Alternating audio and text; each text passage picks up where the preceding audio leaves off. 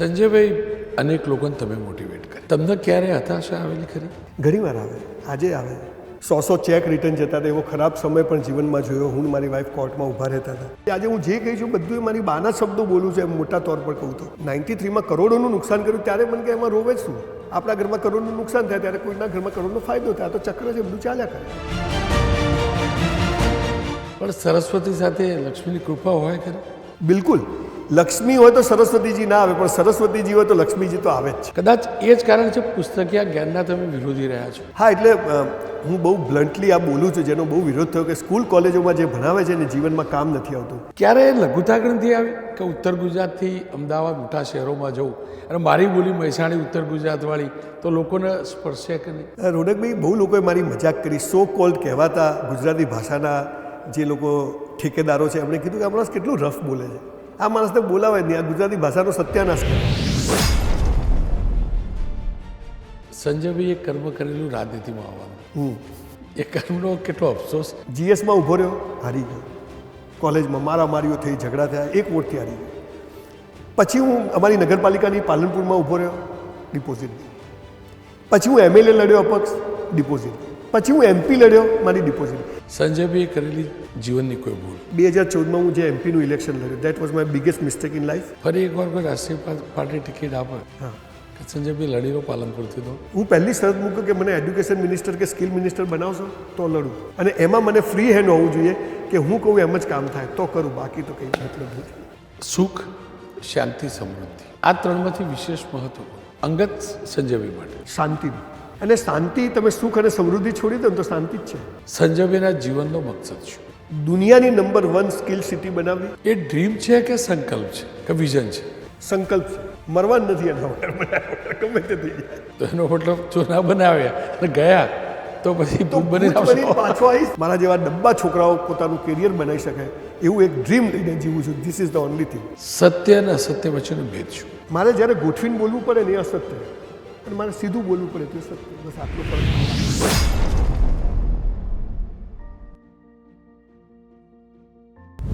The રોનક પટેલ શોમાં આપનું સ્વાગત છે. આજે આપણી સાથે છે સંજયભાઈ રાવલ. એ સંજયભાઈ જેમને અનેક યુવકોને નવી દિશા ચીંધી છે. સંજયભાઈ, આપનું સ્વાગત છે. થેન્ક યુ રોનકભાઈ. પહેલાં તો મારા માટે બહુ ગૌરવની વાત છે કે તમારા જેવા વ્યક્તિની જોડે આજે બેસવા મળ્યું, એટલે તમારો ખૂબ ખૂબ આભાર.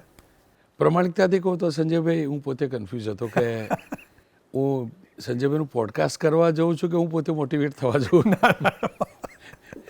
સંજયભાઈને વ્યાખ્યાયિત કેવી રીતે કરાય? બસ એક બિલકુલ મધ્યમ વર્ગમાં જન્મી અને માણસ જેને સારું કહેવાય છે એનો હાથ પકડી અને જીવે તો એને ઈશ્વર બધું જ આપે છે. બસ આટલામાં મારું બધું આવી જાય છે.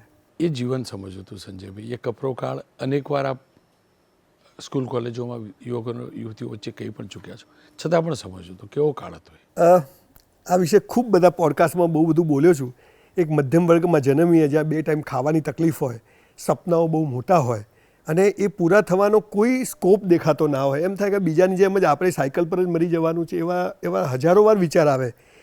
પણ છતાંય એક વાંચનના હિસાબે એક એવો ભાવ પેદા થઈ ગયો કે ના, કંઈક તો કરવું છે. એ 12મા ધોરણમાં ટકા ના આવ્યા, મેડિકલમાં જવું હતું, બાપુજી દેવું કરીને ભણાવ્યો પણ મેળ ના પડ્યો. ડાયમંડના બિઝનેસમાં ગયો, એમાં બી બહુ મોટું નુકસાન કર્યું, બહુ મોટું એટલે 12 વર્ષ થયા એમાંથી મને બહાર આવતા. 100 ચેક રિટર્ન જતા હતા, એવો ખરાબ સમય પણ જીવનમાં જોયો. હું ને મારી વાઈફ કોર્ટમાં ઊભા રહેતા હતા. અને જ્યારે જીવનનો ટર્નિંગ પોઈન્ટ આવ્યો ત્યારે મોટો ભાઈ, અમે જોઈન્ટ ફેમિલીમાં રહીએ, મોટો ભાઈ ગુજરી ગયો. આ બધાની વચ્ચે મને એમ થયું કે આ બધું કેમ આમ થાય છે. પણ 400-500 બાયોગ્રાફી વાંચીને મને એ સમજ પડી કે ભગવાન જેટલી મોટી પરીક્ષા કરે એટલું સમજવાનું કે આપણને ચેક કરી રહ્યો છે, એટલે અમારી પાછા પડવાનું થતું નથી. એટલે દરેક વખતે પેલા ફિનિક્સ પક્ષીની જેમ રાખમાંથી પાછા ઊભા થવાની જે વાર્તા છે એમ ઊભા થવાની કોશિશ કરી. બધાને ધીરુભાઈ થવું છે પણ થવાતું નથી. પણ એટલું મેં જોયું કે જો તમે થાક્યા વગર પીચ પર ઊભા રહો તો રન તો થાય જ છે. આટલી એક બેઝિક ક્રિકેટમાંથી સમજ પડી હતી. અને એમ કરતાં કરતાં એક કન્સ્ટ્રક્શનમાં આવ્યો, એમાંય પછી બધું ચાલ્યું ને પછી તો બધું જાત જાતનું ચાલ્યું ને પછી ભગવાને બધો હાથ પકડી લીધો. રન થાય પણ ઓવર પૂરી થઈ જવાની પણ ચિંતા તો ચોક્કસથી દરેકના હોય. હા, હવે એ તો હવે આપણે તો 100 વર્ષ જીવવું છે, પણ હવે કાલ સવારે અત્યારે બી અહીંયા પૂરું થશે કે નહીં એ ખબર નથી, એટલે એ તો ખબર જ હતી. સંજયભાઈ, હું જે જાણ્યું એ પ્રમાણે ઉત્તર ગુજરાતથી અમદાવાદ પહોંચ્યું પહેલો દિવસ બહુ આઘાતજનક હતો અને કદાચ તમારા જીવનનો સૌથી કપરો દિવસ હતો. પણ એ દિવસથી કેવી રીતે પરિવાર સાથે વધુ જોડાણ થયું તમારું, તમારા ભાઈના પરિવારનું? હું 2001માં અહીંયા શિફ્ટ થવાનો હતો એકચ્યુઅલી રોનકભાઈ, અને રાત્રે અમે અંબાજી દર્શન કરીને આવ્યા. ઘરે આવીને બેઠા અને એ વખત નવો મોબાઈલ આવેલો, 43 રૂપિયા ઇનકમિંગના કોલ હતા. પેલા એરિક્સનના આટલા મોટા ધોકા આવતા હતા. હું મારો ભાઈ બેઠા હતા, અમે એના 3 બાળકો, મારા 3 બાળકો, અમે જોઈન્ટમાં બેઠા હતા અને એક ફોન આવ્યો. સવારે હું અમદાવાદ શિફ્ટ થવાનો હતો અને એક ફોન આવ્યો કે આવો ને. મારો ભાઈ કે હું 10 મિનિટમાં આવું. અરે મેં કીધું તારી દીકરીની સવારે બોર્ડની પરીક્ષા છે, હું અમદાવાદ શિફ્ટ થઉં છું, આપણે વાતો કરીએ. મને કે ના હું આવું છું 15 મિનિટ. એ ગયો ને અડધો કલાકમાં ફોન આવ્યો કે ગુજરી ગયો ઇન કાર એક્સિડન્ટ. અને એ પછી હું અમદાવાદ નહીં આવ્યો, કેમ કે આટલી બાળકોની જવાબદારી, ભાભી, મારી બા, મારી વાઈફ, 4 દીકરીઓ. મેં કીધું હવે અમદાવાદ નથી જવું. અને that was biggest financial loss in my life, biggest. નહીં તો આજે હું ક્યાંય હોત. પણ એનીવે ઈશ્વરને જે મંજૂર હશે થયું. પછી હું 2016માં આવ્યો અને મેં 50 વર્ષે એક પાર્ટી કરીને કીધું કે હવે હું ધન ઉપાર્જનનું કામ નહીં કરું. અને પછી હું 16માં અમદાવાદ આવ્યો. મને એમ થયું કે મારા બોલવાથી એક વખત મેં 600-700 ઇવેન્ટ્સ કરેલી નાની નાની સ્કૂલોમાં જઈને. તો બહુ બધા મેસેજો, ફોન આવતા. પણ હું અમદાવાદ, મહેસાણાથી આ બાજુ આવેલો નહીં. એટલે મને એમ થયું કે Ahmedabad is the epicentre of the world. જે રીતે અત્યારે બધું જ અમદાવાદથી શરૂ થાય છે. એટલે મેં અમદાવાદ શિફ્ટ થવાનું નક્કી કર્યું. અને અમદાવાદ જ્યારે આવ્યો ત્યારે મને બરાબર યાદ છે કે અહીંયા આ શહેરમાં આવીને ક્યાંથી શરૂઆત કરીશ, ક્યાંથી શરૂઆત, ક્યાં રહીશ, ક્યાં ઘર હતું, બધું ઓફિસ બધું 2001માં લીધેલું. પણ એ બહુ કપરો કાળ હતો મારા માટે. હું ગાડી મૂકીને ચાલતો આખા અમદાવાદમાં લો ગાર્ડન ને સીજી રોડ ને બધા ફરતો કે ક્યાં શું કરીશ, કેવી રીતે અમદાવાદ શહેરમાં શરૂ કરીશ. પણ એ 2-3 વર્ષ હું અમદાવાદમાં ફર્યો. કોઈ જગ્યા બાકી નહીં હોય. જૂનું અમદાવાદ, નવું અમદાવાદ, ચાલતો બસમાં ગાડી મૂકી દઉં, બસમાં બેસું, બસમાંથી ઉતરું. અને એ 1.5-2 વર્ષ 3 વર્ષ જેવો એક્ઝેક્ટ યાદ નથી, પણ એ સમય બહુ મારા માટે. અને એક તો હતું કે મારે બિઝનેસ તો કરવો જ નહોતો. And then I started book store here. મને એમ થયું કે પુસ્તકો મારો જીવ છે. એટલે પછી મેં તક્ષશિલા કરીને બુક સ્ટોર કર્યા, જેમાં મેં દર મહિને હું 4-5 લાખ રૂપિયા લોસ કરીને ચલાવતો. લો ગાર્ડન કર્યો ને એક ચાંદખેડામાં કર્યો. અને એમ કરતાં કરતાં પછી અમદાવાદે પછી સમયાંતરે એ બધું શિફ્ટ કરીને એક મોટી લાઇબ્રેરીમાં કન્વર્ટ કરી દીધું. પણ એ સમય એવો સમય હતો કે મને એમ થયું કે હું આ શહેરમાં આવીને કરીશું. પણ એક બહુ ક્લિયર હતું કે મારે આજીવિકાની બહુ ચિંતા નથી જ્યારે હું અહીંયા આવ્યો ત્યારે. એટલે મજાથી જીવવાનું હતું. પણ સરસ્વતી સાથે લક્ષ્મીની કૃપા હોય ખરી? બિલકુલ. લક્ષ્મી હોય તો સરસ્વતીજી ના આવે, પણ સરસ્વતીજી હોય તો લક્ષ્મીજી તો આવે જ છે. એ તો એટલે હું બધાને કહું કે તન અને મન, એટલે વાંચન જેનામાં હોય ને એની પાસે પૈસા આવે જ, જો એ થોડું ટેકનિકલી બરાબર ચાલે. ધન પણ જોડાઈ જાય. આવે જ બાય પ્રોડક્ટમાં આવે છે. સંજયભાઈ, મેં આપની ઇન્સ્ટિટ્યૂટનું નામ પણ જોયું, મધરનું નામ પણ સાથે જોડ્યું. જી. શું કારણ અને કેવી રીતે પ્રેરણા મળી કે આપણા નામની પાછળ માતાનું નામ પછી પિતાનું નામ? મારા બાપુજી મારા લગ્નના અઠવાડિયા પહેલાં ગુજરી ગયા. એટલે હું ફાધર સાથે ઓછો રહ્યો છું. એટલે my father was died in 88માં ગુજર્યા. અને બા આજે મારી જોડે છે. એટલે મારી બા જોડે હું રોજ સવારે ચા નાસ્તો સાથે કરું છું અને રાત્રે જમવાનું સાથે કરું છું. મારી બા સ્કૂલ નથી ગયા, પણ ડોસી 400-500 ભજનો મોઢે ગાય છે. અને એણે મને એ જ, જ્યારે હું સ્કૂલમાં હતો મેં એકવાર પૂછ્યું કે આપણે ગરીબ કેમ છીએ? તો મને કે આપણે ગયા જન્મમાં સારા કર્મ નથી કર્યા ને એટલે. તો મેં કીધું હવે શું કરું? મને કે હવે સારા કર્મ કરો. And that was the turning point. અને ટિલ ડેટ જ્યારે મેં 2001માં 93માં કરોડોનું નુકસાન કર્યું ત્યારે મને કે એમાં રોવે જ શું? આપણા ઘરમાં કરોડનું નુકસાન થાય ત્યારે કોઈના ઘરમાં કરોડનો ફાયદો થાય. તો ચક્ર છે, બધું ચાલ્યા કરે. ધ વે કોઈ MBAની સ્કૂલોમાં સાલા આ બધું નથી ભણાવતા, હાઉ ટુ આ સમય સાથે ઊભા રહેવું. એક અભણબાઈ સમજાવે તો એનો રોલ તો બહુ મોટો એમેય થઈ જાય. આજે હું જે કહી છું બધું એ મારી બાના શબ્દો બોલું છું, એમ મોટા તौर પર કહું તો. એટલે પછી મેં જેટલી બી મારી કંપનીઓ કરી, મેં SMSR infrastructure, SMSR hospitality, SMSR education private limited, બધામાં મારી બાનું નામ સંજય મહેનાબેન રાવલ કરીને ઉમેર્યું. એ મારી ખુશી માટે છે, બતાવવા માટે નથી કે ભાઈ જો મેં મારી બાનું નામ લખ્યું. પણ મારા માટે મારી મા એ બહુ મહત્ત્વનો રોલ છે મારી લાઈફમાં. આજે બી અત્યારે આવ્યો તો મને કે કેમ આજે આમ જરા જુદા કપડાં પહેર્યા છે? કેમ કે હું જનરલી આમ રફ કપડાં પહેરું. મેં કીધું રોનકભાઈ કે પેલા હું તો બોલું છું એ ભાઈ. મેં કીધું હા, એ તમારા બહુ જોવે છે. મને કે ભાઈ બહુ કડક બોલે છે. સારું.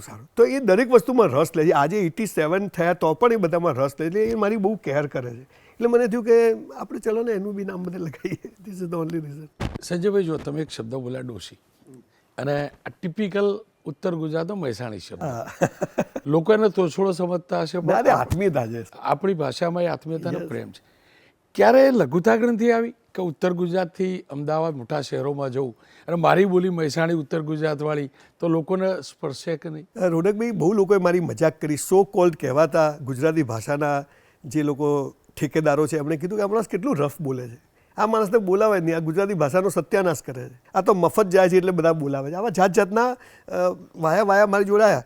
પણ 2000 ઉપર ઇવેન્ટ્સ થઈ, 3 પુસ્તકો લખ્યા અને રોજના 2000 મેસેજ આવે છે, રોજની 100-200 સેલ્ફી લઉં છું. એ આ દોસ્તી શબ્દને કારણે.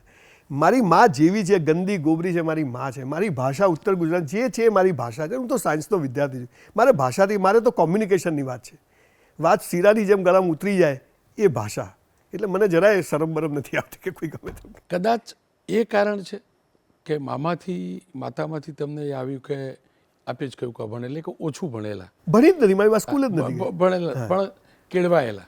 કેળવાય. કદાચ એ જ કારણ છે પુસ્તકીય જ્ઞાનના તમે વિરોધી રહ્યા છો. વિરોધી કરતાં પણ પુસ્તકીય જ્ઞાન કરતાં જીવનના જ્ઞાનને વધુ માનો છો. હા, એટલે હું બહુ બ્લન્ટલી આ બોલું છું, જેનો બહુ વિરોધ થયો કે સ્કૂલ કોલેજોમાં જે ભણાવે છે ને જીવનમાં કામ નથી આવતું, અને જીવનમાં જે કામ આવે ને હાલ સ્કૂલોમાં ભણાવતા નથી. મારી માએ મને જે કામ આવે એ બધું શીખવાડ્યું. એટલે પુસ્તકીય જ્ઞાન તો અંગ્રેજોએ ક્લાર્કો તૈયાર કરવા માટે મેકેલોએ એક 5 વિષયની સિસ્ટમ દાખલ કરી, જેને આપણે 70 વર્ષથી છોડી નથી શક્યા. થેન્ક્સ ટુ મોદી સાહેબ કે નવી એજ્યુકેશન પોલિસી લાવ્યા 2020, પણ હજુ દુઃખ એ છે કે હજુ ઇમ્પ્લિમેન્ટ નથી. 26માં આપણે બેઠા છીએ. પણ એ જે જીવનમાં શું કામ આવે, 100 રૂપિયાનો માલ 200 વેચાય 100 રૂપિયા નફો થાય, પણ 100નો માલ 50માં ના વેચાય તો શું કરવું? આ પ્રેક્ટિકલ નોલેજ છે. પેલી હા પાડે તો લગ્ન કરી લઈશ, પણ પેલી ના પાડે તો સુસાઇડ કરવો પડે. તો એ સુસાઇડ ના કરવો પડે એ માં શીખવાડે છે. એટલે એ બધું જ્ઞાન અહીંથી મળે છે. એટલે મને એમ થયું કે આ જે એજ્યુકેશન સિસ્ટમ છે એ માત્ર 10% લોકો માટે કામની છે, 90% માટે આ સિસ્ટમ કામની જ નથી. જેને 80% ઉપર આવે એ IAS IPS માટે ચાર્ટર, એના માટે આ સિસ્ટમ પરફેક્ટ છે. પણ જેને 80% નીચે આવે છે એના માટે તો સિસ્ટમ બકવાસ છે, હું ચોક્કસ માનું છું. તો પછી તમે આ બધું બોલતા હશો અને મોટાભાગના એજ્યુકેશનલ ઇન્સ્ટિટ્યૂટમાં જઈને મોટાભાગના તમારા પ્રવચનો હતા. એ શિક્ષકો, એ પ્રોફેસરો, એ આચાર્યો, એ પ્રિન્સિપાલો, એમને દર્દ નહીં થતું હોય કે આપણે સંજયભાઈને બોલાયા, સંજયભાઈ આપણા જ જ્ઞાનના. ઓનેસ્ટલી કહું તો મને એ લોકો બીજી વાર નથી બોલાવતા પછી. પણ આઈ ડોન્ટ કેર, આ મારો બિઝનેસ નથી. પણ everybody wants to touch your mind, I want to touch your heart. એટલે હું અહીંની વાત કરું છું. મને એ સંસ્થાઓથી કોઈ વિરોધ નથી, પણ હું એમ માનું છું કે જેને ટકા નથી આવતા એને શું કરવા? સાહેબ, 12 વર્ષ જે સ્કૂલોને આપું છું, 3 વર્ષ જે કોલેજને આપું છું, 15 વર્ષ ભણ્યા પછી મને બેંકમાં એકાઉન્ટ ખોલાવતા ના આવડે કે મને પાસપોર્ટની અરજી કરતા ના આવડે, તો એજ્યુકેશન સિસ્ટમ શું કામની? એટલે આ નવી જે મોદી સાહેબ એજ્યુકેશન પોલિસી લાવ્યા છે, જો એ ઇમ્પ્લિમેન્ટ થઈ ગઈ તો જબરજસ્ત રિવોલ્યુશન આવશે. સંજયભાઈ, સ્કિલ સેન્ટર તો કર્યું, સ્કિલ યુનિવર્સિટી વિશે તમારું સાંભળેલું, ક્યાં પહોંચી અને ક્યારે? રોનકભાઈ, બહુ મોટો સવાલ છે. પણ મોદી સાહેબથી પ્રેરિત થઈને જ રેગ્યુલર કોલેજ અને રેગ્યુલર યુનિવર્સિટીઓ કરવાને બદલે એમણે જે 37 સ્કિલ કાઉન્સિલ્સ બનાવી છે, એટલે એરોસ્પેસ એરોનોટિકલથી માંડીને રિટેલથી માંડીને મેકઅપથી માંડીને બધું સોફ્ટ સ્કિલ ને બધી. તો મને એમ થયું કે the student who is below 50% is most eligible for the society. જે 50% નીચેનો છે એ સમાજનો માલ છે, પણ એને તો કોઈ હંગરતું જ નથી, બધે મેરિટ ચાલે છે. એટલે મેં એવું નક્કી, જેમ કે અમે આ સેન્ટર છે તો અત્યારે મારા ત્યાંથી લગભગ 500 વિદ્યાર્થીઓ તૈયાર થઈ ગયા 15 સ્કિલમાં. તો એવી 250 સ્કિલ તૈયાર કરીએ અને ગુજરાતમાંથી જેને કોઈ ના હંગરે એને આપણે બોલાવીએ. અને તારે શું કરવું છે? અમે સાહેબ ભજીયા બનાવીને 50,000 કમાતા કરીએ છીએ. અમે આ ટેટુ બનાવવાનું શીખવાડીને લાખ રૂપિયા કમાતા કરીએ છીએ. અમે ડિજિટલ માર્કેટિંગ શીખીને છોકરાઓ 40-50,000 રૂપિયા કમાય છે. અમે 20,000માં ટેલી પ્રોગ્રામ શીખવાડીને 30-40,000 રૂપિયા કમાય. અલ્ટિમેટલી જીવનનો હેતુ શું છે? To earn money.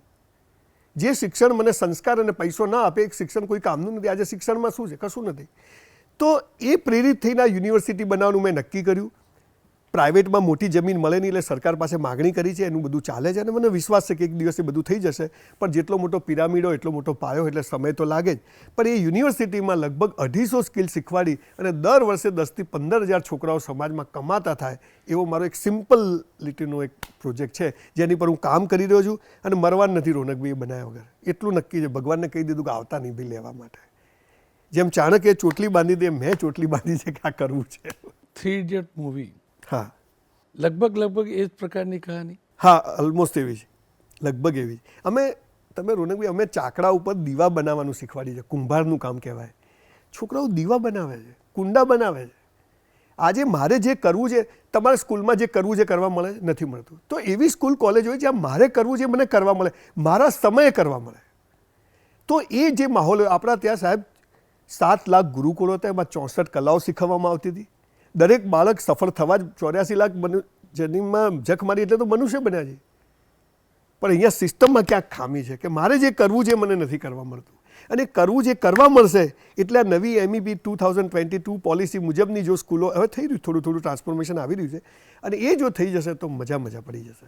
સંજયભાઈ, મોટાભાગની તમારી વાતો જે મેં સમજ્યો, પોડકાસ્ટ જોયા, તમારી સ્પીચ જોઈ, આધ્યાત્મિકતાની સાથે એક કદાચ કહીએ તો જૂનવાણી, એમ આધુનિકતા પણ એમ જૂનવાણી, એટલે આધ્યાત્મિકતા, જૂનો જમાનો અને આધુનિકતા, એના આપ કેવી રીતે મૂળવો? હું એવું માનું છું કે અત્યારે સમય પહેલાંથી બી બહુ સારો છે. આકાશને અડવું પર પગ જમીન પર રાખવા. આપણે એમ કહીએ કે અત્યારે મોબાઈલ આવી ગયો, બધા બગડી જાય. મોબાઈલ છે માટે જ તમે હું બેઠા છીએ, તો જ તમને મને લોકો જોશે.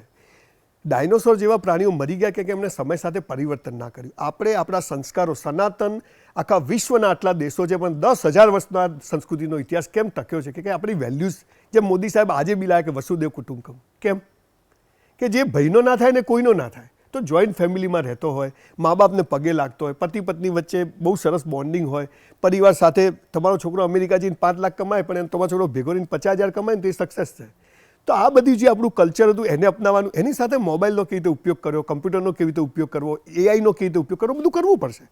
તો આ કોમ્બિનેશન કરવાવાળો આ દેશ છે. એટલે હું એવું માનું છું કે ખાલી પહેલાંનો સમય સારો હતો એવું કહેવાની કોઈ જરૂર નથી. આજે પણ સમય બહુ જ સારો છે, પહેલાંથી પણ સારો છે. પહેલાં લોકો 40-50 વર્ષે મરી જતા હતા, અત્યારે લોકોની લાઈફ બધી છે, લોકો હેલ્થ કોન્શિયસ થયા છે.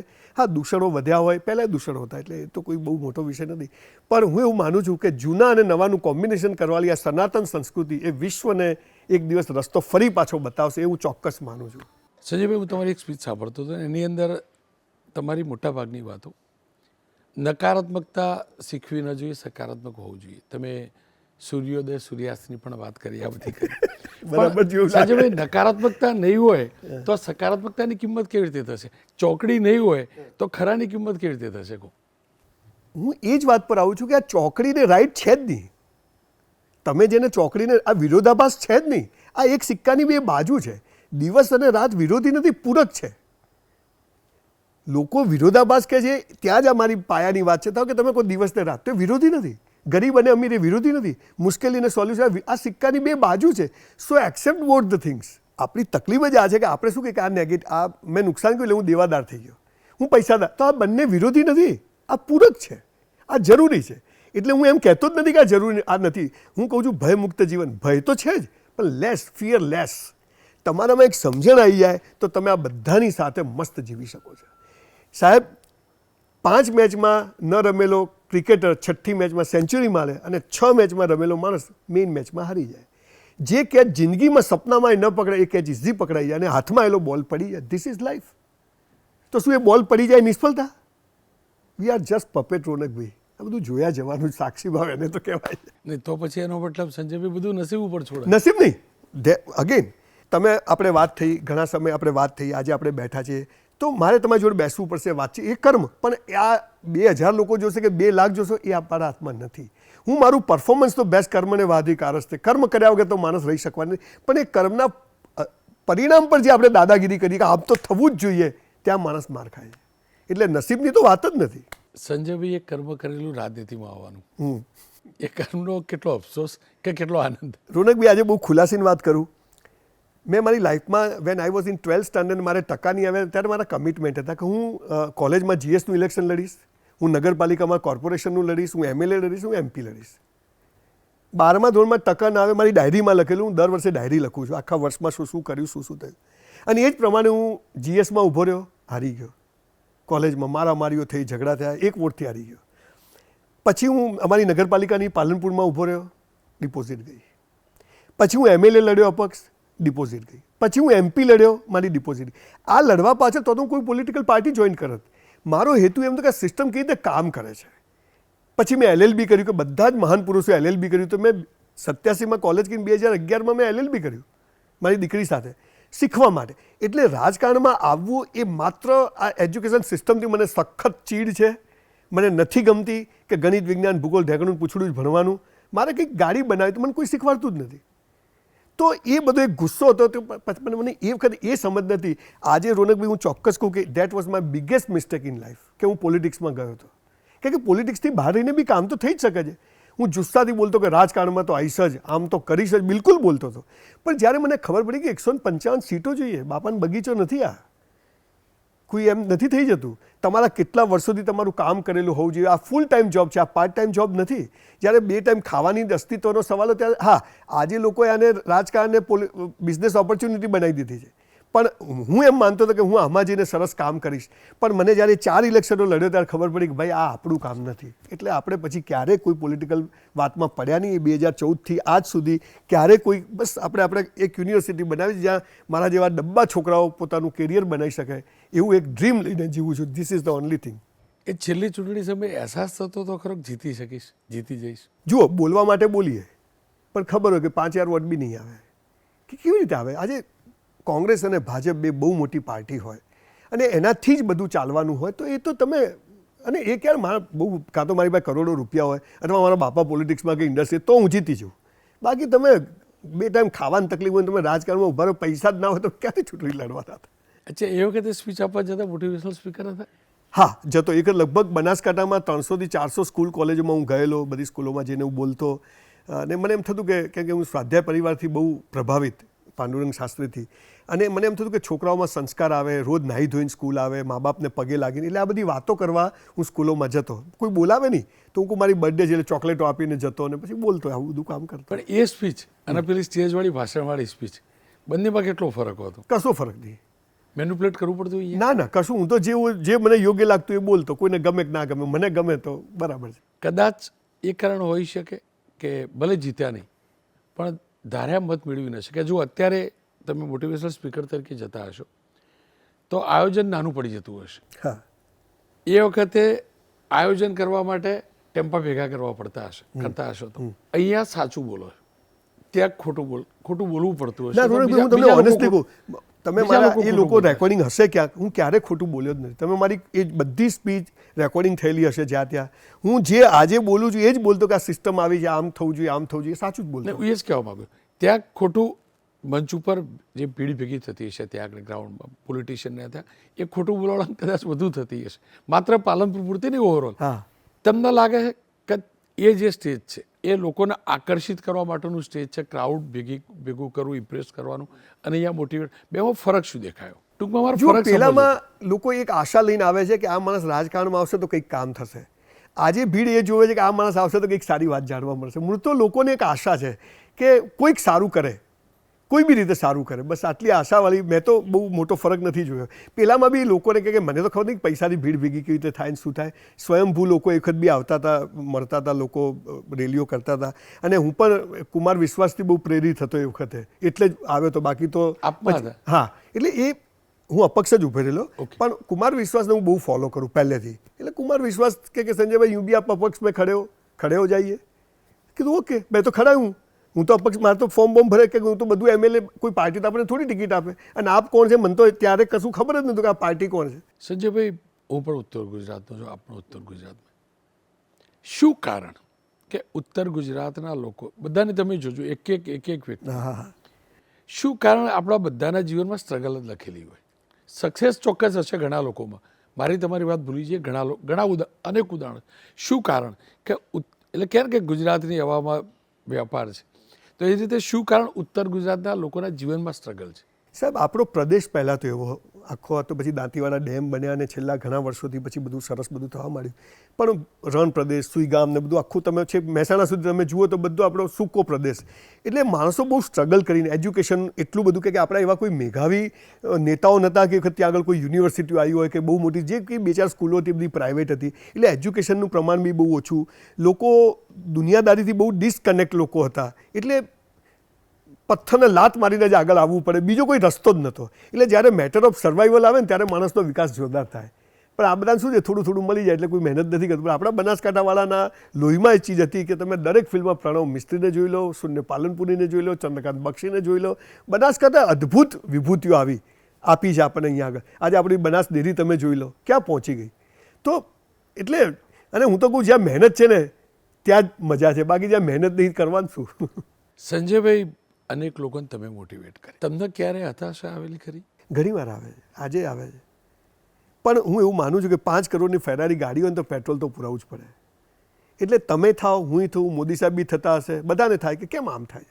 પણ એ સમજ આધ્યાત્મિકતાની આવી જાય કે મેરા હૈ સો જાવે નહીં, જો જાવે સો મેરા નહીં. આપણું ધાર્યું થાય તો આપણે ખુશ, આપણું ધાર્યું ના થાય તો ઈશ્વર ખુશ. આ બેઝિક સમજ આવી જાય ને પછી ડિમોટિવેટ નથી થવાતું.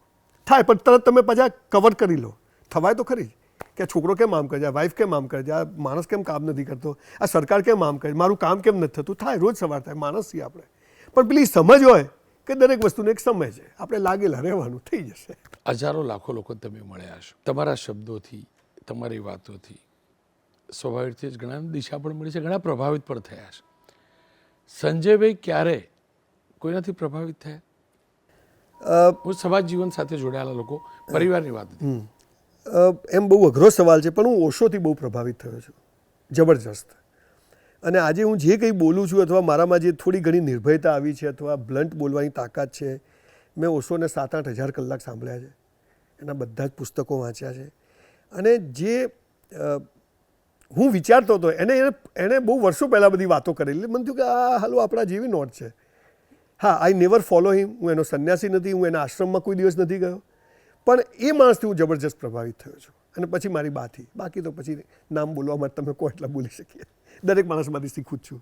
ઓશો ભલે ન હોય, પણ તમને લાગે છે કે આજે પણ એમના વિચારો, એમની વાતો યથાર્થ છે? ઓશોની 70% વાતોથી હું સંમત છું, 30% વાતોથી નથી. જે માણસ સ્ટ્રગલ કરે છે, સમાજમાં લડે છે, મહેનત કરે છે, એ જો એને વધારે સાંભળતો થઈ જાય ને તો બધું છૂટી જાય છે. અને છોડવાની તૈયારી હોય તો એ માણસ બરાબર છે, બાકી ડેન્જર માણસ છે. પણ 300 ધર્મ અને 3000 સંપ્રદાયો, એક ઇસ્લામ બને ને ત્યાં મુસલમાનોમાં 73 ફિરકા બની જાય, દિલ હે કે માનતા નહીં. આ બધાની વચ્ચે ઓશોએ આશાનું કિરણ તો ચોક્કસ છે કે આ બધાની ઉપર એક નિર્ગુણ નિરાકાર જે ઈશ્વર છે એની એ વાત કરે છે. એટલે એને લોકો 200-300 ચોપડી વાંચ્યા પછી ઓશોને વચાય, બાકી એને વંચાય નહીં, એટલે ટપ્પી જ ના પડે. તો કે એમ કહે છે કે સંભોગથી સમાધિ સુધી આવું ચોપડીનું નામ હોય, પણ એ ચોપડીમાં સંભોગની વાત 10% નથી, 90% સમાધિની વાત છે કે આ કચરો જશે તો જ પેલું આવશે. હવે લોકો સમજતા નથી, બધું ચાલે છે. તો પછી એનો મતલબ એ થયો કે ઓશો ટાઇટલ આપવાના માસ્ટર હતા. આ એક જ ટાઇટલ એવું હતું એનું ચર્ચાસ્પદ, બાકી તો 800 ઉપર પુસ્તકો છે, બધા બિલકુલ નોર્મલ છે બધા. આપની વાતોમાં આધ્યાત્મિકતાની વાતો, એટલે આપ સાથે જે વાતો કરી એમાં આધ્યાત્મિકતાની વાતો, આધ્યાત્મિકતા, વિજ્ઞાન, આજનો યુગ, શ્રદ્ધા, અંધશ્રદ્ધા, આ બધાનો ઓવરઓલ તમે કેવી રીતે બોલવો છો? હું એ માનું છું કે આજે કોઈ માણસ ગરીબ ના રહી શકે. આ ભારતનો એટલો મોટો ઐતિહાસિક અને સામાજિક અને આધ્યાત્મિક વારસો છે કે આ દેશમાં જન્મ લેવો ને એ જ જીવનની સૌથી મોટી ઉપલબ્ધિ છે. હવે જે રીતે છેલ્લા 10-15 વર્ષમાં ટેકનોલોજી આવી, આપણી પ્રગતિ થઈ, આપણો વિકાસ થઈ રહ્યો છે, આપણે ચારે બાજુ કોઈ ફિલ્ડ આપણે બાકી નથી મૂક્યું, તો હું માનું કે આ દેશનો કોઈ માણસ આજે ચાઇનાને ટક્કર મારે એ લેવલે આપણે પહોંચી શકીએ એમ છીએ. આપણે 5 ટ્રિલિયન કરતા હતા, આપણે 8 ટ્રિલિયને પહોંચ્યા, પણ આપણે 8 ટ્રિલિયને પહોંચ્યા તો ચાઇના 18 ટ્રિલિયને પહોંચ્યું. 60 કરોડ લોકો આજે બેકાર બેઠા છે, સરકારી પૈસા ઉપર જીવે છે, સરકારી ખાવા ખાય છે. આ લોકોને મેઇન સ્ટ્રીમમાં જો લગાવી દઈએ ને, એ આજની આધુનિકતાને આમાં નાખી એટલે એનું સ્કિલ ડેવલપ કરી અને એને બી જો દેશમાં લગાવી દે, એના સંસ્કાર. તમે જુઓ આજે છેવાડાના ગામમાં એક ડોશીનો છોકરો મરી જાય ને તો એ બોલશે કે ભગવાનને ગમ્યું ખરું. આ આધ્યાત્મિકતા છે. આટલી સમજ કોઈનામાં નથી. મારી સાથે આવું કેમ થાય છે? અરે ભાઈ, જક મારવા થાય છે. આ સમજવાળો યુવાન અને આજની ટેકનોલોજીનો ઉપયોગ કરીને જીવે તો હું માનું છું કે આવનારા 10 વર્ષમાં મોદી સાહેબ તો 2047ની વાત કરે છે, પણ એ પહેલાં આપણો ધ્યેય એચીવ થઈ જશે કે આપણે 18 ટ્રિલિયનની ઇકોનોમી કે ધારો કે આજે જેટલી સાઈડો કરવી છે માણસો જ નથી મળતા, કે કોઈને કામ જ નથી કરવું. તો એ કામ કરવા માટે આવી યુનિવર્સિટીઓ બને ને એમાં દરેક માણસ અપસ્કિલ થાય. અને એની સાથે જેમ કે અમે અહીંયા છીએ તો ભાઈ અમારે મા બાપને પગે લાગવું જ જોઈશે, અમારા અમુક નિયમો છે કે આ હોય તો જ વિદ્યાર્થી જોડે અમે બધું રોજ કોમ્યુનિકેશન કરીએ છીએ. તો એવો જૂના વિચારો નહીં, પણ રિયલ વાતો અને આજની ટેકનોલોજી, આ બેનો સમન્વય જો થઈ જાય આ 10 વર્ષમાં, અને થઈ રહ્યો છે, હું જોઈ રહ્યો છું, બહુ સરસ પરિણામો આવી રહ્યા છે, લોકો કામ કરી રહ્યા છે. એટલે ભારતનો સમય તો ચોક્કસ આવશે. અને એનો ફાયદો એ છે, પ્લસ પોઈન્ટ, કે સનાતન એક જ સંસ્કૃતિ એવી છે જે એમ કહે છે કે આ બધું જ સાચું છે, બાકી બધા એમ કહે છે કે આ જ સાચું છે, બીજું ખોટું છે. અને એટલે સનાતનને કદી વાંધો નહીં આવે. તમે સનાતન સંસ્કૃતિની વાત કરી, તમે કર્મની વાત પણ કરો છો. સ્કિલને કેવી રીતે ડિફાઇન કરો? જો તમારી ઇન્સ્ટિટ્યૂટનું સ્કિલ સાથે જોડે યુનિવર્સિટીનું ડ્રીમ સ્કિલવાળું એક્ઝેક્ટલી સ્કિલ માનો છો? સ્કિલ એટલે મજૂરી નથી, સ્કિલ એટલે ITI નથી. સ્કિલ એટલે જો બધાની ફિંગરપ્રિન્ટ અલગ છે, એક ઝાડ ઉપર 2 પાંદડા અલગ છે, કોઈ કોઈના જેવું ના બની શકે, મને કોઈએ પૂછ્યું જ નથી કે તારું નામ શું પાડવું છે, મને કોઈએ પૂછ્યું જ નથી કે તારે શું કપડાં પહેરવા છે, મને કોઈએ પૂછ્યું જ નથી કે તારે શું કરવું છે. બધાએ કીધું એ મેં કર્યું. પણ મારે જે કરવું છે એ મને સ્કૂલમાં કરવા મળે, દેટ ઇઝ કોલ્ડ સ્કિલ. જેમ કે હું સારું બોલું છું, મને સ્કૂલ લાઈફમાં કોઈએ કીધું જ નહીં કે યુ આર ગુડ સ્પીકર. તો મારી અંદર ઈશ્વરે કોઈ તાકાત મૂકીને મને મોકલ્યો છે, એને ખીલવવાની તાકાત મળે, દેટ ઇઝ કોલ્ડ સ્કિલ. રોનકભાઈ, જાળી ઝાંપા બનાવે ને, વેલ્ડિંગ કરે ને, એક માણસ વેલ્ડિંગનું કામ કરે, એ મજૂરી છે. પણ બુર્જ ખલીફામાં 120મા માળે જઈને તમે વેલ્ડિંગ કરો ને, દેટ ઇઝ કોલ્ડ સ્કિલ. તો સ્કિલ એટલે મારી થાવ કે તમે મને આજે ગાવાનું કહો તો મને ના આવડે, પણ બોલવાનું કહો તો હું કલાક બોલી શકું, કે હું તમારી જેમ ટીવીમાં જઈને ના બોલી શકું, તમે બોલી શકો. તો દરેકમાં એક ભગવાને સ્કિલ, કુદરતી કળા જેને કૌશલ્ય કહેવાય, એ કૌશલ્યને ઓળખી અને જો એને સ્કૂલ કોલેજો એવું એને પ્રોવાઈડ કરે તો સાહેબ તમે જોજો કે આ દુનિયામાં ભારત ક્યાં પહોંચી જાય. પણ બેડલક છે કે આપણા ત્યાં નવી એજ્યુકેશન પોલિસી આવી 5+3+3+4, એટલે બાલબંધીના 2 વર્ષ, પહેલું બીજું ત્રીજું ચોથું પાંચમું છઠ્ઠા ધોરણમાં ખબર પડે કે આ નોટ શું કામની છે. હવે આને આ જ શીખવાડો. સાહેબ, પ્લમ્બર મર્સિડીઝ લઈને આવે છે, કમ્પ્યુટર એન્જિનિયરને $10 મળે છે ને પ્લમ્બરને $20 મળે. આ પ્લમ્બરની ગરિમા સચવાય. એ સાયકલવાળો પ્લમ્બર નથી, કડિયાકામ બીડીવાળો પ્લમ્બર કડીઓ નથી, એક ભજીયાની લારીવાળો મસ્ત કપડાં પહેરીને ગાડીમાં બધું લઈને આવીને તપેલા લઈને. તો એક સમાજમાં આખું ટ્રાન્સફોર્મેશન લાવવું પડશે કે કોઈ કામ નાનું નથી, પણ નવરા બેહી રહ્યું ને સૌથી નાનું કામ છે. તો એ દરેક કામને વેલિડેશન મળે સમાજમાં, એ કરવાની મારી કોશિશ છે, and that is called skill. તો સાહેબ દરેક માણસને આમ કરીને ફરશે. સંજયભાઈ, વેલિડેશનની તમે વાત કરી, પણ આપણી આખી પ્રણાલીમાં ડિગ્રી પ્રથા છે. કોઈ પણ નોકરી માટે ગ્રેજ્યુએટ છો, પોસ્ટ ગ્રેજ્યુએટ છો, આ બધું પૂછવામાં આવે, અને પ્રેક્ટિકલી સાથે થિયરિકલ નોલેજ એટલે જે લેખિત પરીક્ષાનું વધુ મહત્વ હોય. તો પછી આ બધામાં તમે જે વાત કરો છો, તો ડિગ્રી આવશે ક્યાંથી, મને કહો. યસ, બહુ સરસ સવાલ પૂછ્યો રોનકભાઈ. આ જે મોદી સાહેબે સ્કિલ ડેવલપમેન્ટના 1500 કોર્સ તૈયાર કર્યા છે 37 સ્કિલ કાઉન્સિલમાં, એમાં 3 સ્ટેજ છે કે તમે પહેલું સ્ટેજ પાસ કરો તો તમે you are 10th pass equivalent કહેવાશો, તમે બીજું લેવલ ક્લિયર કરો તો તમે 12th પાસ કહેવાશો, અને ત્રીજું લેવલ કરો તો યુ આર ગ્રેજ્યુએટ. એટલે આ સ્કિલ એ કંઈ મજૂરી નથી, ત્યાં પણ 3 લેવલ કે તમે આ 3 લેવલનું તમે જો કામ કરશો તો તમે ગ્રેજ્યુએટ કહેવાશો, અને જ્યાં ગ્રેજ્યુએટને લેશે ત્યાં જ આ માણસને લેશે, એવું એમણે કહ્યું છે. સંજયભાઈ, સરદારના મારો બાપુને 50%. એટલે એમ તો 100% થયું, પણ જો મારે ચોઈસ કરવાની હોય તો 50-50%. શું કારણ? બંનેની કામ કરવાની શૈલી જ આખી જુદી. ગાંધીને એટલે માનું કે જ્યારે જવાહર પટેલને વડાપ્રધાન બનવા માટે પટેલનું નિશ્ચિત હતું, પણ ગાંધીના કહેવાથી સરદાર પટેલ છોડી દે, એ કેટલી મોટી વાત. તો એ ગાંધીની તાકાત કેટલી મોટી, એક વાત. અને સરદાર પટેલના ભાષણો જ્યારે વાંચ્યા, સરદાર પટેલની બાયોગ્રાફી વાંચી, ત્યારે મને એમ થયું કે જે કોઈ આધ્યાત્મિકતા, સંસ્કાર, પરિવાર, કુટુંબ, પતિ, પત્ની, બાળકો, આ બધા જોડે એક પોલિટિશિયને કેવી રીતે વ્યવહાર કરવો જોઈએ, આ જો શીખવું હોય ને તો એ પટેલ પાસેથી શીખાય. એટલે ભારતના રાજકારણમાં પટેલ વગર ગાંધી નથી ને ગાંધી વગર પટેલ નથી, એવું હું ચોક્કસ માનું છું. કેમ કે આપ વાત કર્યા હતા, પુસ્તક બહુ વાંચ્યું, આપનું વાંચન પણ ઘણું હશે.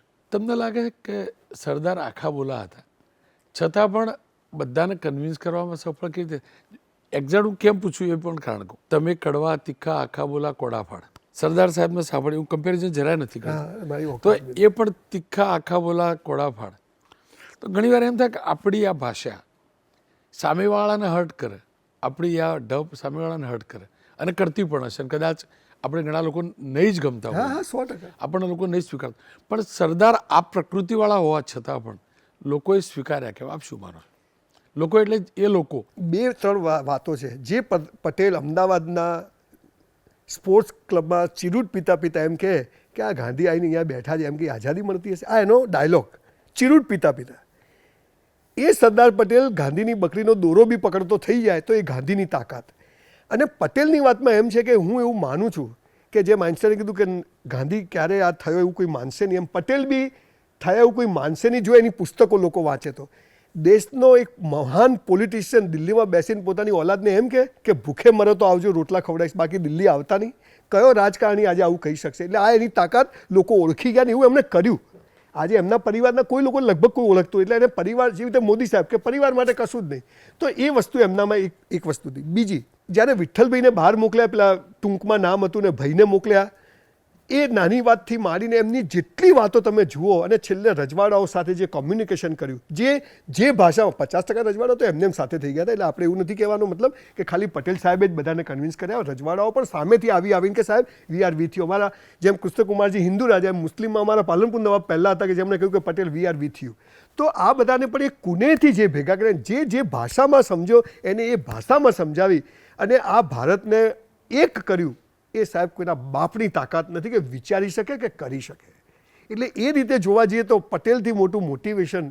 અને છતાંય એમનું એક વાક્ય મને હજુ યાદ છે કે છેલ્લે તો કાઠી અને 4 વાંસ જ સાથે આવવાના છે ને.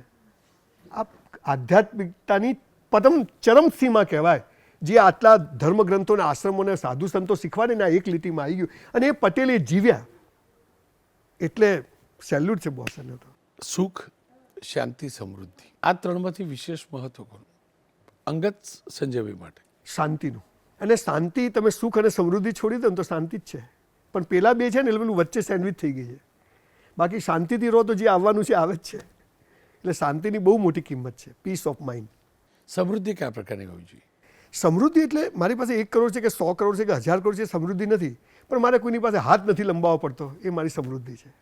અને સુખની વ્યાખ્યા શું સંજય? સુખની વ્યાખ્યા એ છે કે હું સવાર ઉઠું અને સાંજે સૂઈ જાઉં ત્યારે હું એક જ જેવો હોઉં, આ સુખ છે. આટલું ટૂંકમાં હું માનું છું.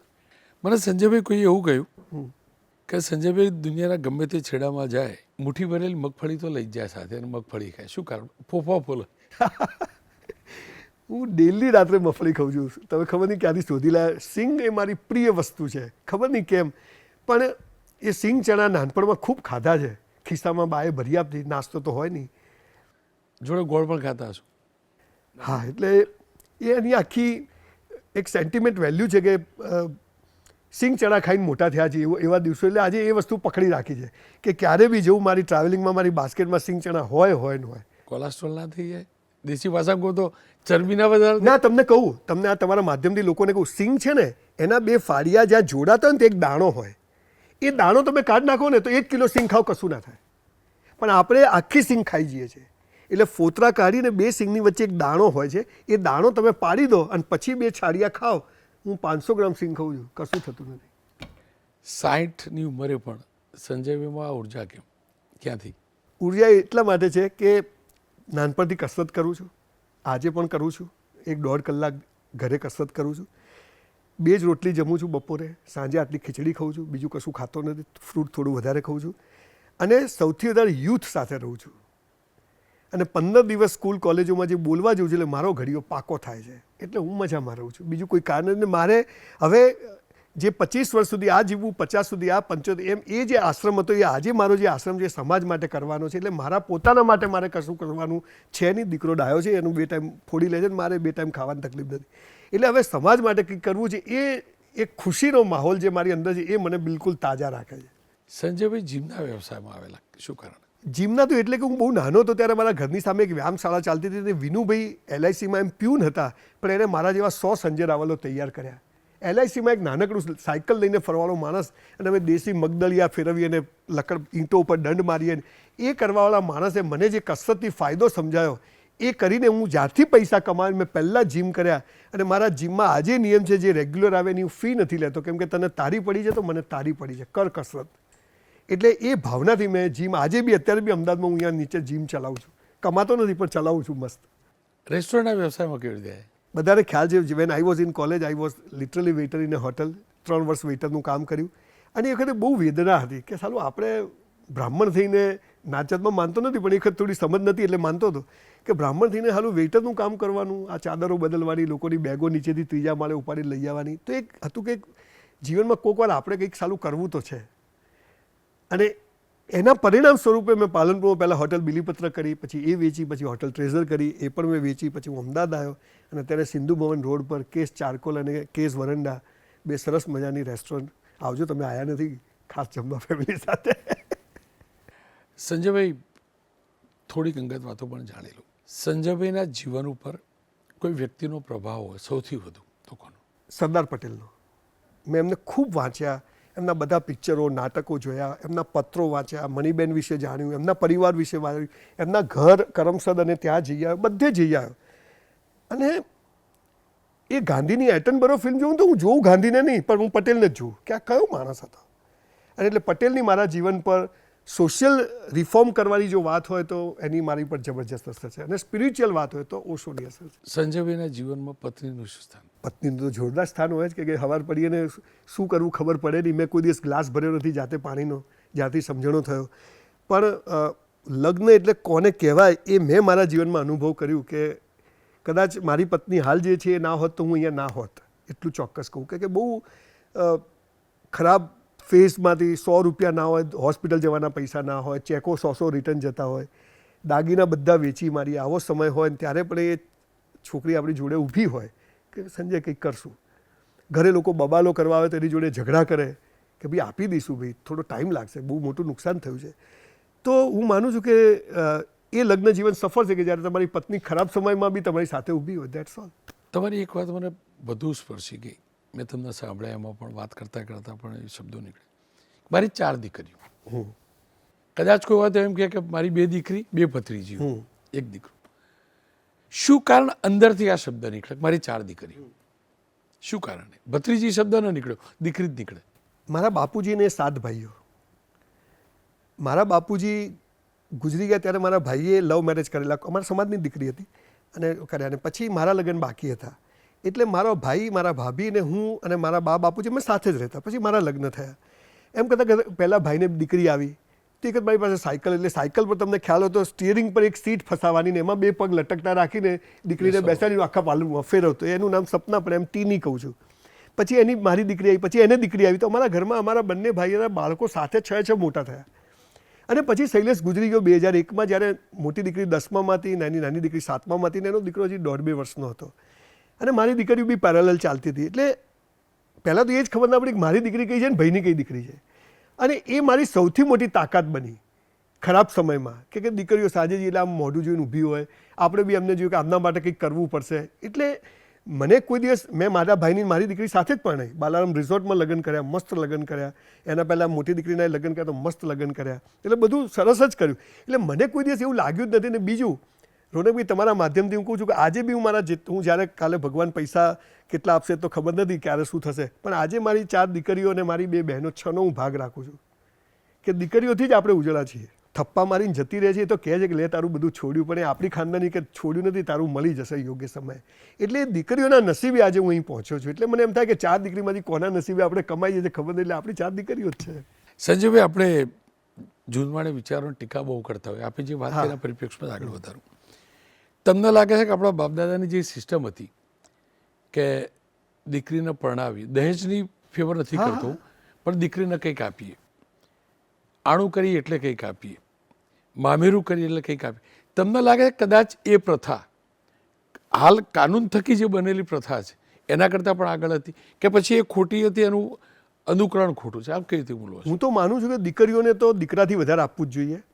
એનું કારણ છે કે બહુ મોટો વિષય છે, કલાક આપણે જોઈએ વાતો કરે, પણ તમે મારા જો સેમિનાર સાંભળ્યા ત્યારે હું છેલ્લે કહું છું, જો તમારે મોક્ષ જોઈએ છે ને તો કુંવાસીઓ ના આપો, તો જીવતા મોક્ષ છે. આપણો બનેવી ગમે તેવો, જમાઈ ગમે તેવો, પણ દીકરી મારી છે. એ ગાયનેથી બી વધારે પુણ્ય છે. ગાયને પછી આપવું પડે, પહેલાં દીકરીને આપવું. અને એટલે એના ત્યાં છોકરું આવે તોય આપવાનો રિવાજ, હોળી હોય તો આપણે એના ઘેર જઈએ ખાલી હાથે ના આવીને કે ભાઈ દીકરીને ત્યાં ના જમાય. પહેલાં તો એવા જૂનવાની વિચાર, પણ એ વિચાર બરાબર હતો. એટલે દીકરીઓનું તો મહત્વ જેટલું આપો એટલું ઓછું છે. ને ઘરે જાઓ ને, દીકરો તો હાલ એનો ભાગ લઈને જુદો થઈ જશે. દીકરી તો આખી જિંદગી ભાગ વગર બાપની સેવા કરે છે, માની સેવા કરે છે. એટલે દીકરીઓ માટે તો મને બહુ હાઈ રિસ્પેક્ટ ને રિગાર્ડ છે. સત્ય અને અસત્ય વચ્ચેનો ભેદ શું? મારે જ્યારે ગોઠવીને બોલવું પડે ને એ અસત્ય, અને મારે સીધું બોલવું પડે તો એ સત્ય. બસ આટલો ફરક મને લાગે છે. આજના યુગમાં શક્તિ વધુ કોની ચાલે, સત્યની કે અસત્યની? હંમેશા સત્યની જ ચાલવાની. અસત્ય છે ને એ થોડો ટાઈમ નચાઈ લેશે. એટલે પેલું જે હિન્દી કહાવત તમે ઘણી વાર બોલો, સત્ય પરેશાન હો શકતા પણ પરાજિત નહીં. એટલે સત્યની પરીક્ષા તો થાય, પણ સત્ય એ સોનું છે, એટલે સોનાની કિંમત સૌથી ટોપ પર જ રહેવાની. સંજયભાઈ પોતે શું ઈચ્છતા હતા, શું બનવાનું? નાનપણથી વાંચતો હતો ત્યાંથી મને એટલી ખબર પડી કે શું બનવું છે. કોઈ કે શિક્ષક બનવું છે, આવું બધા હરીફાઈમાં બોલતા, પણ મેં ક્યારેય નક્કી નથી કર્યું કે શું બનવું છે. હું સમયની સાથે વહે ગયો, સમય જ્યાં લઈ ગયો ત્યાં ગયો. હું મારું બેસ્ટ પરફોર્મ કરતો ગયો, ત્યાં અટકી ગયો તો આ બાજુ ગયો, અહીં અટકી ગયો તો આ બાજુ ગયો, પણ મેં જીવનમાં ક્યારેય નક્કી નહોતું કર્યું. હવે તાકે આજે રોનકભાઈની સામે હું બેસીશ, મેં જીવનમાં સપનામાં વિચાર્યું ના હોય મારા આટલા ઇન્ટરવ્યૂઝ થશે મને આટલા સેમિનાર ક્યારે નહીં, પણ હમ તો ચલતે ગયે કારવા બનતા ગયા. એટલે જ્યાં મારે કંઈ થવું છે ને ત્યાં દુઃખ છે, ત્યાં વેદના છે, ત્યાં ડિપ્રેશન છે, પણ મારે ફ્લો સાથે જવું છે, એમાં સુખ છે, એમાં કોઈ ડિપ્રેશન નથી. સંજયભાઈને એકડામાં પ્રવેશ આપવામાં આવે શું કરે? મજા કરું. ફરીથી પાછું મેં પહેરી છે પાઘડી આ ખેસ દુપટ્ટો સાલ, તમે પધાર્યા સૌ તણો હું માનું છું. આવા બધા મેં નાટકો કરેલા, ત્યાંથી પાછું ચાલુ કરીએ આપણે. સંજયભાઈ, જો બધા નવું જનરેશન જેનજી ક્યાં તમને શું લાગે છે આપણે આ બધું કરી કે નવું જનરેશન, હું મારા કાર્યક્રમમાં ઘણી વાર કહેતો હોય કે આ યુવા ધન કઈ બાજુ જઈ રહ્યો આમ તેમ બધી વાતો કરી, તમને લાગે કદાચ આપણે એમને પ્રોપર દિશા નથી આપી શક્યા આપણે, એટલે આપણી એજના લોકો કે જેમની જવાબદારી હતી? રોનકભાઈ, તમે બહુ સળગતા પ્રશ્નો વિશે બોલતા હો છો. હું તમારા દરેક એપિસોડ જોઉં છું. કોઈ એક્સિડન્ટ થાય, કોઈ ડ્રગ્સમાં પકડાય, કોઈ રેપ થાય, કોઈ સુસાઇડ કરે, આવા બધા. પણ આજનું આ ઝેન્ઝી શબ્દ જ ખોટો આવ્યો છે. આજનું યુવાધન બહુ જ સરસ છે, બહુ જ હેલ્થ કોન્શિયસ છે, એ પોતાના કેરિયર વિશે બહુ ફોકસ છે. હા, 10% એવા લોકો છે જેનું સોશિયલ મીડિયાના કારણે બહુ બધું પ્રેઝન્ટેશન થાય છે, પણ 90% જે સારા છે એને કોઈ બતાવતું જ નથી. આજે સંજય રાવલના સેમિનારમાં બાપ પણ આવે, દીકરો પણ આવે, દીકરાનો દીકરો પણ, 3 જનરેશન સાંભળવા આવીને બેસે છે. 5-5 હજાર લોકો મારા સેમિનારમાં. યુથ સૌથી, હું મોટિવેશનની વાત નથી કરતો, હું સમાજની વાત, તમે જે બધું પૂછ્યું ને એ બધા હું બોલું છું કે મા બાપ, પરિવાર, પત્ની, પ્રેમ, આ બધી વાતો વિશે જ બોલું. કોઈ મોટિવેશનની તુમ કર સકતે હો ને ઢેકણાને પૂછડાને તું કાલ ધીરુભાઈ થઈ જાય એવી વાત હું કરતો જ નથી. તો એ લોકો આવે છે. એનો મતલબ કે આજનું યુવાધન સારી વાતો સાંભળે છે. આજે મારી રીલ્સ 1 મિલિયન 2 મિલિયન લોકો કલાકમાં જોઈ લે છે. બધા યુથ હોય છે, બતાવે કહીએ એટલે બહુ સારું યુથ છે. 10% તો કચરો પહેલાંય હતો ને આજે છે, પણ આજે યુથ સમજી ગયું છે કે સારા રહેવામાં, સંસ્કારી રહેવામાં, વ્યસન મુક્ત રહેવામાં, હેલ્થ કોન્શિયસ રહેવામાં મજા છે. એટલે હું તો આજના યુથને સેલ્યુટ કરું છું કે બહુ સરસ છે. આ 10% કચરો છે એની કોશિશ થઈ જશે ધીરે ધીરે બધી. સંજયભાઈ, ક્યારે એવું થયું જો ઉત્તર ગુજરાતના બહુ લોકો વિદેશમાં સેટલ થયા, આ બધું છોડીને વિદેશમાં સેટ થઈ જવું? એવું 2007માં પહેલી વાર અમેરિકા ગયો ત્યારે વિચાર આવ્યો હતો, પણ 15 દિવસ રહ્યા પછી મને એમ થયું કે ના, નસીબ ને કર્મ હોત તો અહીંયા જ જન્મ ના મળ્યો હોત તો મારી ગંદી ગોબરી જેવી છે, મારી મા છે, હું મારી મા જોડે રહીશ. અને પછી ક્યારેય વિચાર નથી. 2007માં ચોક્કસ પહેલી વાર જ્યારે ગયો તો એમ થાય કે આ દેશમાં જ રહેવાય, ચકાચોંધ ને રોડ રસ્તા ને બધું. પણ આજે માણસ જોઈએ, આજે 80% લોકો ત્યાં ડ્રગ્સ ને દારૂ પર જીવે છે. રોનકભાઈ, એ બધું ડુંગળા દૂરથી રળિયામણા છે. તમારી આર્થિક પ્રગતિ એ તમારી પ્રગતિ નથી. પૈસા તો હલકા લોકો જોડે હોય છે, પણ આપણે જે બેસીને 4 મિત્રો સાંજે વાત કરીએ, મજા કરીએ, એની મજા છે. કેમ આપણા લોકો ત્યાં પહોંચી ગયા આટલા બધા? પૈસાની ભૂખ, પૈસાની આંધળી ભૂખ. અને પછી ત્યાં જઈને જુઓ, અઠવાડિયાની ખીચડી ગરમ કરીને ખાય, અઠવાડિયાના રોટલીઓ ગરમ કરીને ખાય, પત્ની અહીં જાય, આ અહીં જાય. ખોટું નથી, બધા બહુ સ્ટ્રગલ કરી જાય. અહીંના આપણા ગુજરાતીઓ ત્યાં જઈને નામ કર્યા છે, પૈસા કમાય, પણ જ્યારે પર્સનલી હું જ્યારે એમના ઘરે જઈને બેસું ત્યારે દે આર નોટ હેપી. એ લોકો ક્યારેક કહેતા જોવા મળે, બહુ બધા એના ફ્રેન્ડ્સ છે, તમે જો દિલ ખોલીને વાત બી કરતા, બિલકુલ ક્યારેક કહેતા જોવા મળે કે ભૂલ કરી પાછા આવી જાય, પણ હવે નથી આવતું. એમના દીકરા દીકરીઓને જોઈને કહે છે કે આ સાલું ભૂલ થઈ ગઈ. 18 વર્ષની દીકરી કે 18 વર્ષનો દીકરો થઈ જાય ત્યારે જે રીતે વાત કરે છે એ આપણું કલ્ચર નથી, અને એને હર્ટ કરે છે. અને ત્યારે કહે છે કે સંજયભાઈ અહીં ભૂલ કરી. 50% લોકો તો ચોક્કસ કહે છે કે ભૂલ કરી. ફરીથી પાછો એકડાથી આગળ થોડો વધી જાઉં. અત્યારે એડમિશન લેવાનું હોય તો સંજયભાઈ શેમાં એડમિશન લે? ડિગ્રીવાળી કોલેજમાં કે આવી સ્કિલ ઇન્સ્ટિટ્યૂટમાં? સ્કિલ ઇન્સ્ટિટ્યૂટમાં. એનું સાહેબ રોનકભાઈ, કેટલી 30-40 એન્જિનિયરિંગ કોલેજો બંધ થઈ ગઈ, 5000 સ્કૂલો બંધ થઈ ગઈ, થઈ જવી જોઈએ. હું તો એવું માનું છું કે 10 વર્ષ પછી આ એજ્યુકેશન સિસ્ટમ બિલકુલ છાપરે ચડી જશે. તમે જોજો સાહેબ, મારા શબ્દો લખી રાખજો. મારે સુથાર થવું છે તો મારે ગણિત ભૂગોળ શું કરવા ભણવાનું? મારે પ્લમ્બર થવું છે, મારે ડિજિટલ માર્કેટિંગ શીખવું છે, તો મારે બીજું સાયન્સ શેના માટે શીખવાનું? તો જેને જે કરવું છે એ એને કરવા મળે એવી જ સ્કૂલો ચાલવાની છે, બાકી બધું બંધ થઈ જશે. એકદમ ફટાફટ રાઉન્ડ રમી લો છેલ્લે. સંજયભાઈના જીવનનો મકસદ શું? દુનિયાની નંબર 1 સ્કિલ સિટી બનાવવી. દુનિયાની કહું છું બહુ જવાબદારીપૂર્વક. તક્ષશિલા અને નાલંદાને ટક્કર મારે એ લેવલનું એનું એડ્યુકેશન, સંસ્કાર, આધ્યાત્મિકતા સાથેનું. જે બાળક આવે એ સફળ થઈને જ બહાર નીકળે, 100% રિઝલ્ટ સાથે બહાર નીકળે. આવું એક કેમ્પસ ગુજરાતમાં બનાવવું જેથી મોદી સાહેબનું સપનું પૂરું થાય કે સ્કિલ ડેવલપમેન્ટ કોને કહેવાય. તો એ સ્કિલ સિટી, એનું નામ યુનિવર્સિટી સ્કિલ સિટી કહું છું, જેમાં ફિલ્મ સિટી હોય, સ્પોર્ટ્સ સિટી હોય, અને 250 સ્કિલ તો મિનિમમ કહું છું. આટલી સ્કિલમાં જે બાળક તાર શું કરવું બોલ, અને એને ઇન્ફ્રાસ્ટ્રક્ચર મળે, આવું કેમ્પસ બનાવવાનું એકમાત્ર સપનું છે. એ ડ્રીમ છે કે સંકલ્પ છે કે વિઝન છે? સંકલ્પ છે. મરવાનું નથી એના વગર, બનાવ્યા વગર ગમે તે થઈ જાય. તો એનો મતલબ જો ના બનાવ્યા અને ગયા તો પછી તો ભૂત બનીને ભૂત આવશો. બનીને પાછો આવીશ અને તમને વળગીશ ને તમારી જોડે બનાવડાવીશ. સંજયભાઈ, સંજય મહાભારતનું પાત્ર, કોઈ પૂછે તો જ કહેતું, બધું જાણતા, બધું જ્ઞાન હતું. આ સંજયભાઈ જોડે બધું જ્ઞાન. પેલાને પૂછીએ તો કહેતું ને અહીંયા સંજયભાઈ હું તો પૂછી રહ્યો છું, પણ પેલા માઇકમાં તો કોઈ પૂછતું નથી, છતાં પણ કે ભેદ શું, મારે ભેદ સમજો તો ના મને બે પેલા સંજય વિશે તો બહુ ખબર નથી, પણ જે ખરાબ સમયમાંથી રેશન કાર્ડની ગાંઠોવાળી ખાંડ અને પામોલીન તેલની લાઈનમાંથી ઊભા રહી અને આજે અહીં તમારી સમક્ષ બેસવું અને સરસ રીતે જીવવું, તે બહુ મોટી મજલ છે. આજનું યુથ એને ખબર જ નથી કે એ કેમ જન્મ્યો, એને એ જ ખબર નથી મા બાપની શું વેલ્યુ છે, એને એ જ ખબર નથી કે લગ્ન શું છે, એને એ જ ખબર નથી કે પ્રેમ શું છે, એને એ જ ખબર નથી કે સેક્સ શું છે, એને એ જ ખબર નથી કે કેરિયર શું છે. લગભગ લોકોને મારા બોલવાથી આજે તમે વિચાર કરો સાહેબ, 2 કરોડ લોકો મને યુટ્યુબ પર સાંભળે છે, એવું યુટ્યુબ કહે છે ફિગર. તો મને એમ થાય છે કે યસ, આ વાત જો લોકો સુધી પહોંચે અને એવરી ડે મને 5 થી 10 જણ તો મળવા આવે છે કે સંજયભાઈ મારું જીવન બદલાઈ ગયું, હું ધંધામાં આમ કહું છું, અમે જોઈન્ટ ફેમિલીમાં રહીએ છીએ, હું હોટલમાં જમવા જાઉં 15-20 જણા આવીને પગે પડે કે સાહેબ તમે કીધું તો હવે અમે જોઈન્ટમાં રહીએ છીએ, સાહેબ અમારા ચેકો રિટર્ન થતા પણ તમને. તો આ બધી વાતો ઇટ પ્રૂવ્સ કે આ વાતો લોકોને આજે બી ગમે છે અને લોકોને કનેક્ટ કરે છે. એટલે હું એ વાતો સંજય તરીકે બોલું છું કે જેણે મારું જીવન બદલ્યું તો બીજાનું બી બદલાય છે, હું જોઈ રહ્યો છું, હું એ બધું બોલું છું. રાષ્ટ્રનીતિ રાજનીતિમાં ફરક છે.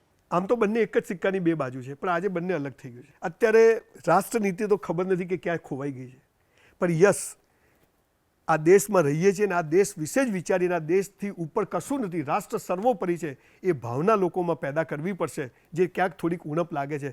પણ તમે સ્ટેડિયમમાં, નરેન્દ્ર મોદી સ્ટેડિયમમાં 1.25 લાખ લોકો જ્યારે વંદે માતરમ કે આપણું રાષ્ટ્રગીત ગાય જનમનગણ, તો એમ લાગે કે આ દેશમાં રાષ્ટ્રભક્તિની કોઈ કમી નથી. અને રાજનીતિ જે આવી ગઈ છે એ થોડીક પોતાના મેઇન પ્રવાહથી થોડી ખસી છે અને જેના સેન્ટરમાં યુથ અથવા બાળક હોવું જોઈએ એના બદલે કંઈક બીજું બધું આવી ગયું છે.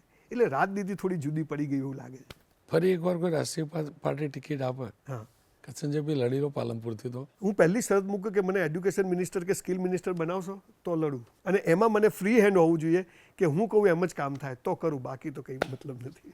સંજયભાઈએ કરેલી જીવનની કોઈ ભૂલ? 2 ભૂલો. એક 2014માં હું જે એમપીનું ઇલેક્શન લડ્યું, that was my biggest mistake in life. અને સેકન્ડ, મેં એક ફિલ્મ બનાવી હતી વિટામિન સી, ગુજરાતી ફિલ્મ બની, એમાં મેં બહુ મોટું નુકસાન કર્યું હતું.